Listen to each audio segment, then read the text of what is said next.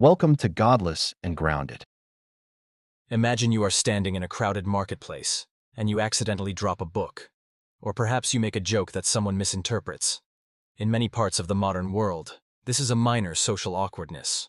But in dozens of countries today, a single word, a misplaced gesture, or even a private thought shared online can result in a death sentence or a lifetime behind bars. This is the reality of blasphemy laws. We often talk about freedom of speech as a political concept, but when we look at the history and the logic of blasphemy, we are looking at something much deeper. We are looking at the ultimate tool of control, the attempt to police the human mind by claiming to protect the honor of the divine. The very concept of blasphemy is built on a logical contradiction. Think about the nature of a god as described by most major religions. This being is usually defined as all-powerful, eternal, and the creator of the entire universe. If such a being exists, the idea that it could be offended or hurt by the words of a tiny, finite human being on a small planet is, frankly, absurd. It's like saying an elephant is deeply traumatized because an ant hissed at it. If a god is truly omnipotent, it doesn't need a legal team. It doesn't need a police force or a judge to hand out sentences. The existence of blasphemy laws is actually a massive vote of no confidence in the power of the deity they are supposed to protect. It suggests that God is too weak to handle criticism, and that his followers must step in to do the heavy lifting for him. When we strip away the religious language, blasphemy laws are never really about God. They are about power. Throughout history, these laws have been the favorite weapon of tyrants and insecure institutions. By labeling a critic as a blasphemer, a government or a religious authority can instantly bypass any rational debate. You don't have to answer the critic's arguments if you can simply execute the critic for the crime of speaking. It is the ultimate shut up button. We see this play out in the history of the Inquisition, where the charge of heresy was used to consolidate the power of the church and the state.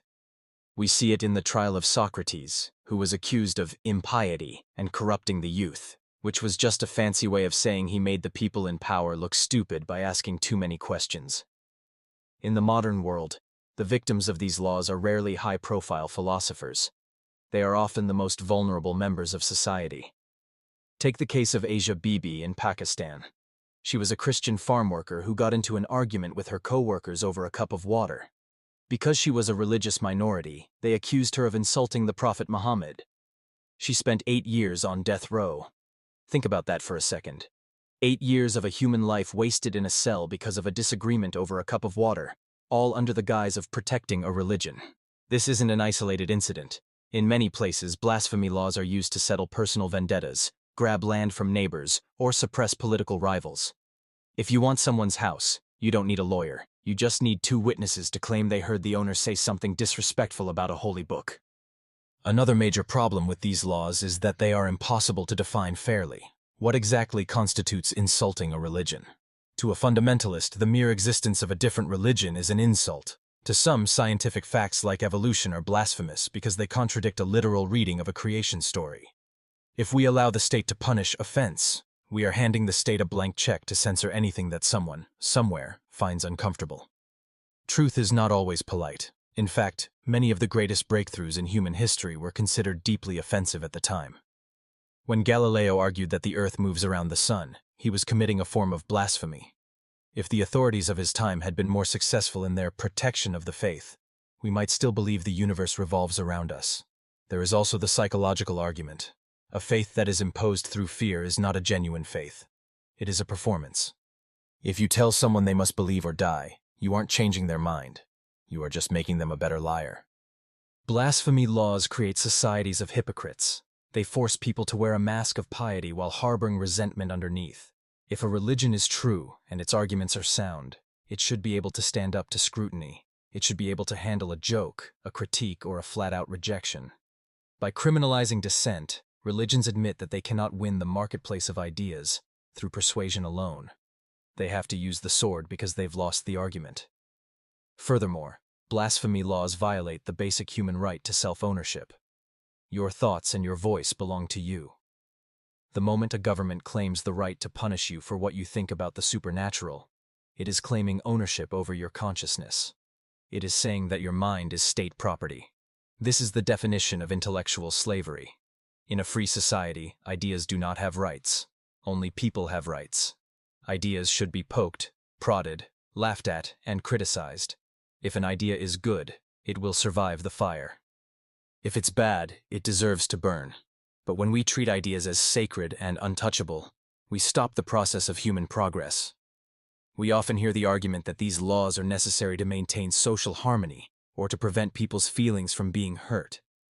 But this is a dangerous path. Whose feelings get protection? In a world with thousands of different religions and sects, almost everything someone believes is considered blasphemy by someone else. To a strict monotheist, the Christian idea of the Trinity is a form of blasphemy. To a Hindu, eating a cow might be seen as a desecration. If we actually enforced blasphemy laws consistently across all faiths, no one would be allowed to speak at all. The laws are always biased toward the majority, which means they are just another form of might makes right. Let's look at the impact on the scientific and academic world. In many countries with strict blasphemy laws, historians cannot accurately research the origins of their own cultures if those findings contradict official religious narratives. Biologists have to be careful how they teach genetics. This creates a brain drain, where the smartest and most curious minds flee to countries where they can think freely. This leaves the home country in a state of perpetual intellectual stagnation. You cannot have a high-tech, modern economy while maintaining a medieval mindset that executes people for wrong think. The reality is that blasphemy laws don't protect God. They protect the men who claim to speak for God. They are a shield for the fragile egos of clerics and politicians who cannot handle being questioned. When we see people protesting in the streets, demanding the death of someone who drew a cartoon or wrote a book, we aren't seeing a display of strong faith. We are seeing a display of extreme fragility. If your worldview is so brittle that a drawing can shatter it, then your worldview wasn't very strong to begin with. One of the most revealing things about blasphemy laws is that they never target the blasphemy of the ruling class or the majority religion. In every historical instance, these laws are a one-way street. You will never see a state use blasphemy laws to protect a small minority faith against the insults of the powerful majority. This proves that the laws aren't about the abstract concept of sanctity or the feelings of the divine. Instead, they are a tool for social engineering and the enforcement of conformity. By making certain topics off-limits for discussion, the state creates a vacuum where critical thinking dies. When you cannot question the foundation of a society's beliefs, you eventually lose the ability to question its laws, its leaders, or its flaws. It turns a population of citizens into a population of subjects who are trained to keep their heads down. We also have to consider the ripple effect of fear that these laws create. Even in places where the government might not carry out an execution, the mere existence of the law encourages vigilante justice. When a state says that a certain act is a crime against God, it is essentially giving a green light to the most radical elements of society to take matters into their own hands. We see this in tragic stories where mobs attack individuals based on a mere rumor of a blasphemous social media post, because the law has already labeled the person as a subhuman criminal. This creates a climate of self-censorship where people are afraid to even talk to their neighbors about philosophy or science, fearing that a misunderstanding could lead to a death sentence. It destroys the social fabric of trust and replaces it with a culture of suspicion and snitching. Ultimately, the fight against blasphemy laws is a fight for the future of the human species. If we are to solve the massive challenges we face, from climate change to global pandemics, we need the freedom to follow the evidence wherever it leads. We cannot afford to have no-go zones in our minds. Every time a person is silenced for blasphemy, we all lose. We lose a potential discovery, a new perspective, or a vital critique of a broken system. Progress only happens when someone has the courage to stand up and say that the sacred consensus is wrong. If we continue to allow the state to police our thoughts under the guise of religious protection, we are choosing to live in a static, fearful past rather than an open, evolving future. True respect for humanity means respecting our right to think for ourselves, even when those thoughts make others uncomfortable. When we look at the evolution of human rights, we see a shift from protecting institutions to protecting individuals. In the old world, the law existed to maintain the dignity of the crown or the sanctity of the altar. But in a modern, enlightened society, the law exists to protect people. The problem with blasphemy laws is that they attempt to drag us back to that old world. They treat a religion as if it were a person with feelings that can be hurt, while simultaneously treating the actual human beings involved as disposable.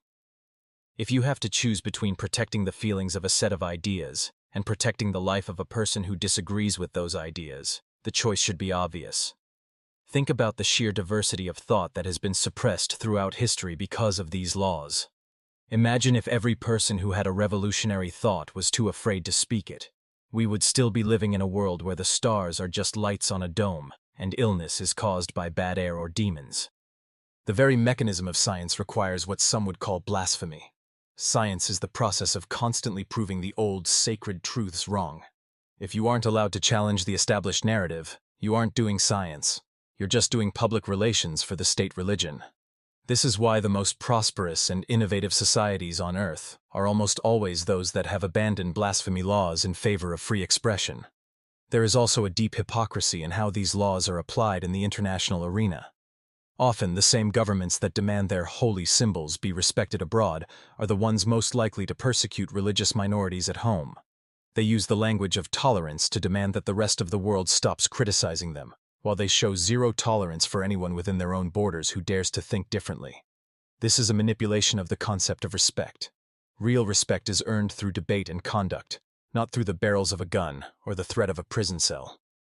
If a belief system is truly beautiful and true, it should attract people through its own merit, not because the alternative is execution.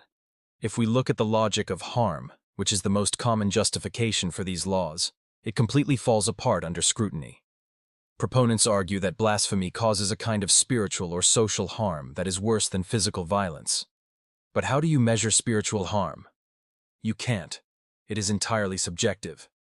If I say I am spiritually harmed because someone wore a green shirt on a Tuesday, does that give me the right to have them arrested? Of course not. By basing laws on subjective feelings of offense, we are building a legal system on shifting sands. It becomes a race to the bottom where the most easily offended person gets to dictate the rules for everyone else. This doesn't lead to harmony. It leads to a culture of competitive outrage where every group tries to prove they are more offended than the last to gain political leverage. The historical record shows that wherever blasphemy laws are strictly enforced, the first victims are always the reformers within that very religion. These laws are used to crush internal debate. If a moderate member of a faith wants to argue for more rights for women or a more modern interpretation of a text, they are often silenced by the hardliners using blasphemy as a weapon. This keeps religious communities trapped in a time capsule, unable to adapt to the changing world.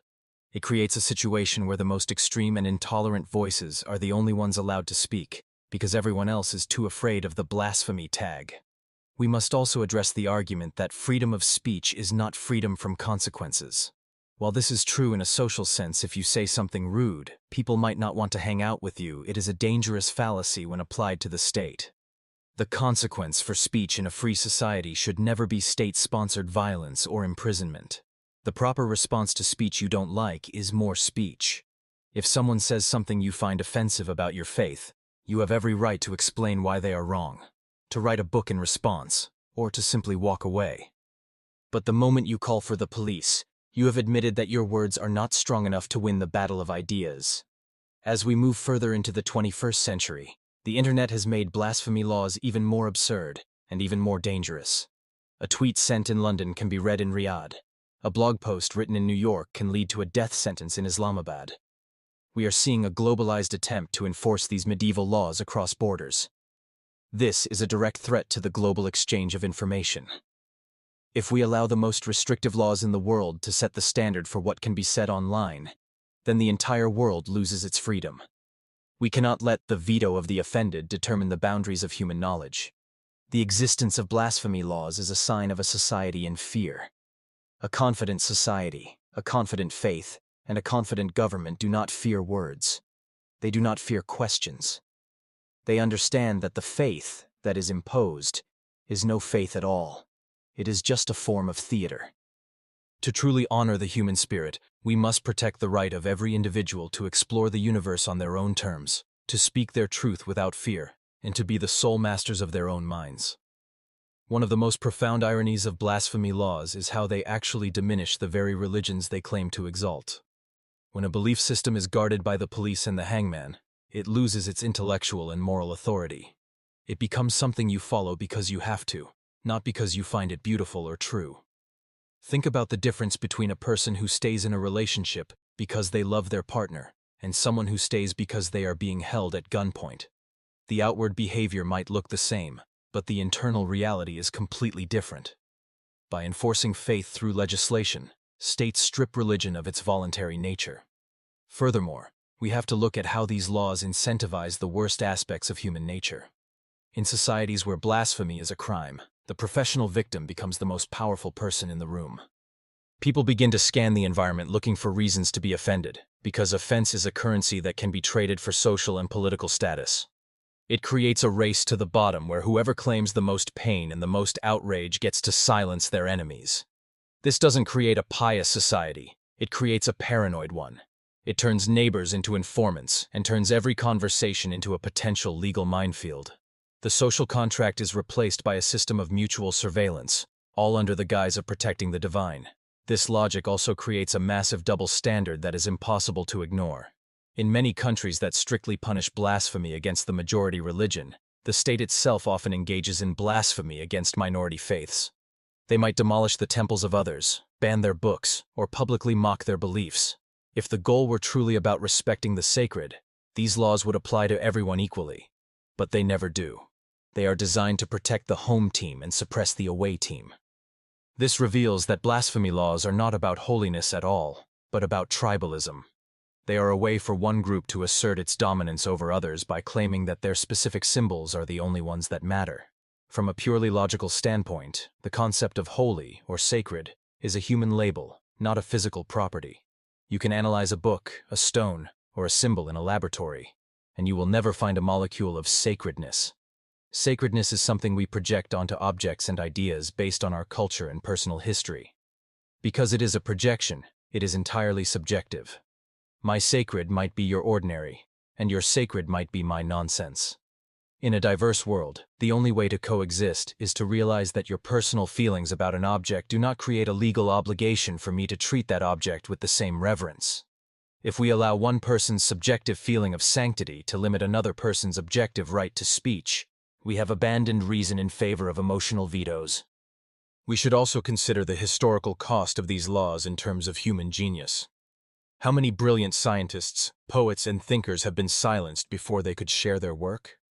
How many people died in the shadows because their ideas were too dangerous for the religious authorities of their time? When we look back at history, we don't admire the people who burned the books. We admire the people who wrote them.